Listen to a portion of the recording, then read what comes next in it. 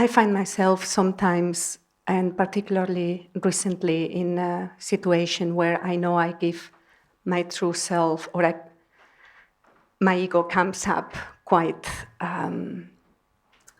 obviously and strongly, and it's a situation with a certain character of person that is quite forceful and kind of, I would describe as a bully. And I immediately go into, there is something wrong with this person. I immediately go into the person. Something wrong with you? With me. Or something wrong with the other person? Both.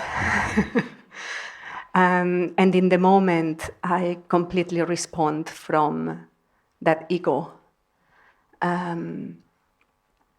And I completely believe the story that there is something wrong with me. And this has been a pattern in my life because I had it similarly when I was a kid with my brother who was quite older than me. And I can see it coming back. And so this particular situation that I'm in the middle of right now, I actually even invited in because I recognized there is something in there for me to see that I'm not, it's like shining the light into the creatures on the bottom of the well. And so I felt that it was time to deal with this creature, which now looks like a monster when it comes up. And so my question is, it's kind of twofold. I would really like to know how to stay in that true self. And what is it that I'm not seeing here? There is something that's escaping me, which I guess is the reason why the pattern keeps coming back. And I keep dealing with it in the same way, which is not very productive at all.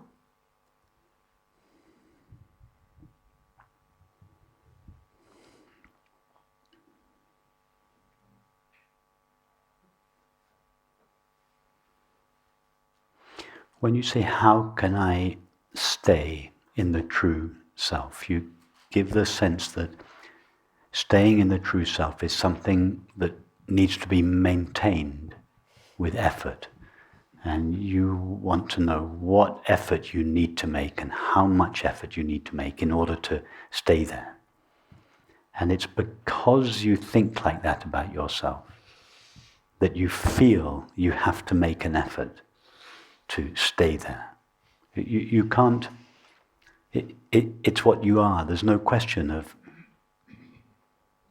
staying there or not. It's what you are. It's what you are now. It's what you always are.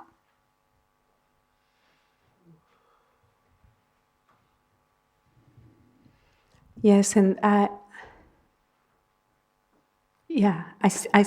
see that I lose sight of that. As you walk around here during the day or during your life, how much effort do you have to make, relatively speaking, to stay located in your body?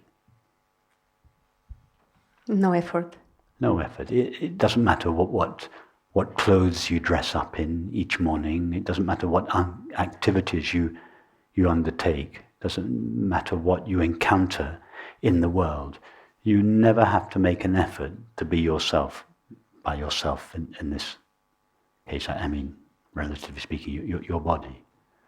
You may forget from time to time that you are yourself. So if you do forget that you are yourself, all you need to do is remember yourself. But you don't have to make any effort to stay there. You just keep reminding yourself.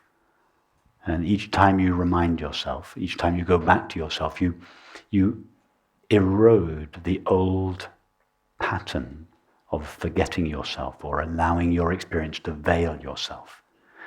And after a while, you just begin to feel yourself at peace in yourself. It doesn't mean say you always have a broad smile on your face or you always go around singing and dancing. Your life circumstances may be difficult. You may have to deal with them. They may be challenging.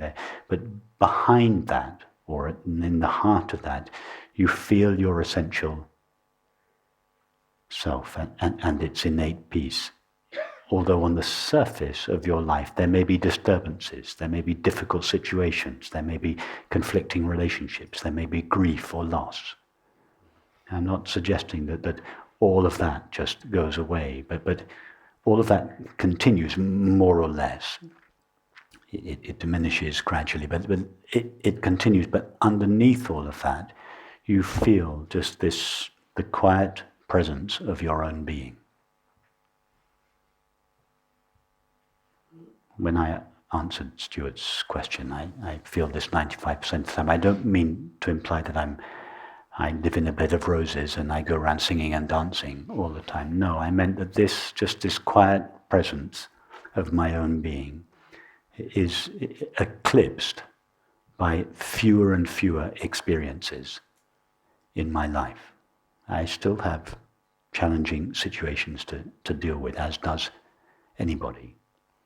But situations increasingly lose their capacity to veil this innate peace. Sometimes this innate peace bubbles over as laughter and dancing, and then it's more expressed. As Yvonne Amar once said, happiness is peace in motion, peace is happiness at rest. So sometimes this peace bubbles over in the form of happiness and joy. But when it's not bubbling, it's just felt as peace in the background or at the heart of experience.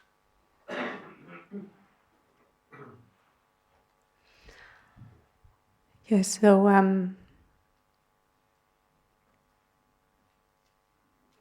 what I'm understanding is it is likely that I will forget. It will very likely still happen, and just as soon as I remember. Yes. Then. And do whatever you need to remind yourself often. And each time you walk yourself back to yourself, you erode the old habit of forgetting until you begin to feel that you live in yourself. You don't just visit yourself from time to time. You begin to feel you've moved in. Mm-hmm.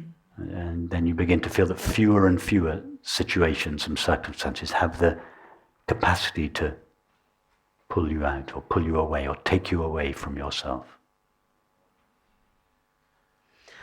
Yes, I was also... So, for instance, sorry to interrupt, just going back to this recurring theme in your life of being dominated or bullied by a forceful character, which in the past has kind of overwhelmed you. It's caused you to collapse. So at some point, you may still encounter these experiences. You may still attract these kinds of experiences, but you begin to feel that there is something in yourself that is no longer able to be manipulated, no longer able to be overwhelmed or bullied. So even in the face of this behavior, you feel that something in you remains intact, unscathed, undisturbed.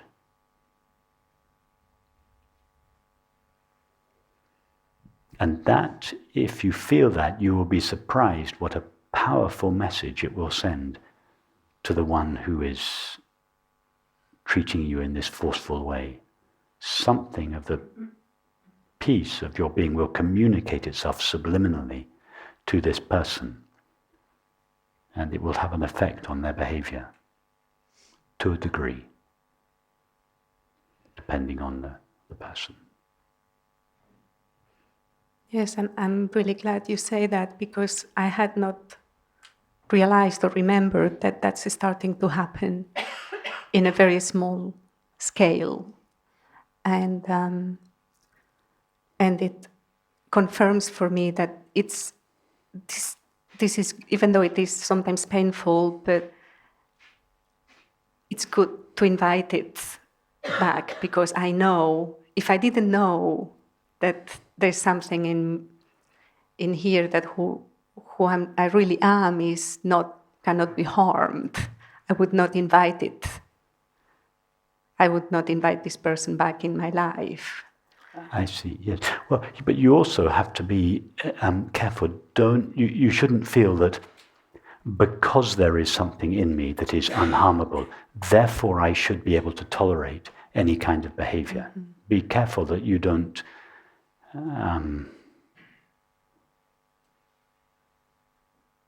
use this understanding to allow yourself to remain in an abusive relationship.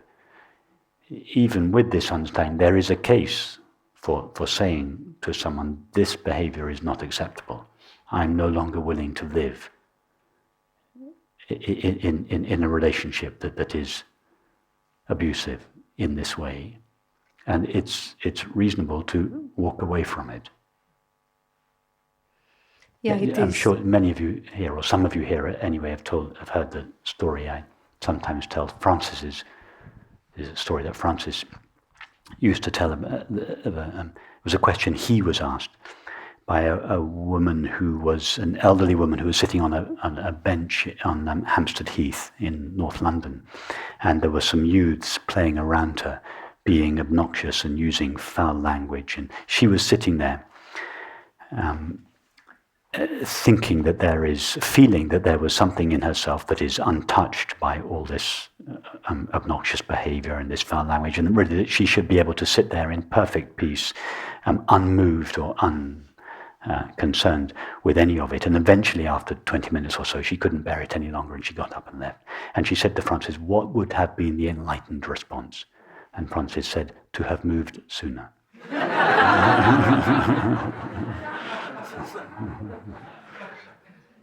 So it's good that your primary intention is to remain in touch with the imperturbable peace of your own being. But this does not mean that you cannot take appropriate actions in your life. And if you are I'm not suggesting you're in an abusive relationship, but if you were in a relationship that was in some ways abusive, you do everything you can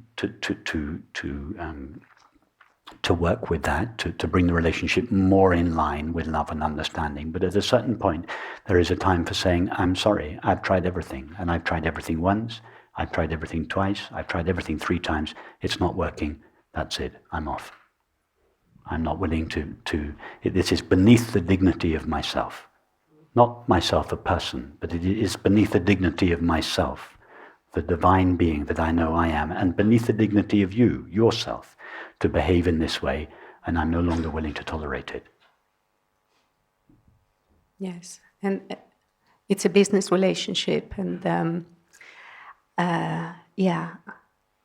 if that happens, that I need to say, "This is it," I would like to do it from a place of love rather than from a reactive place.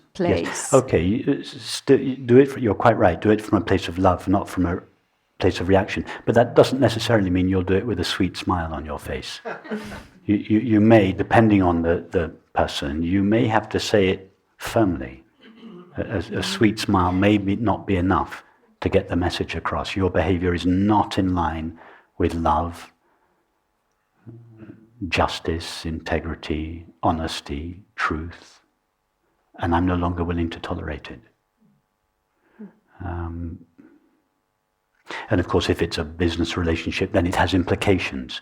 So, and it's also absolutely legitimate to take into account the consequences of your actions. And so you have to, I'm not suggesting you just go back to work and walk out the next day. You have to tailor this understanding to your situation.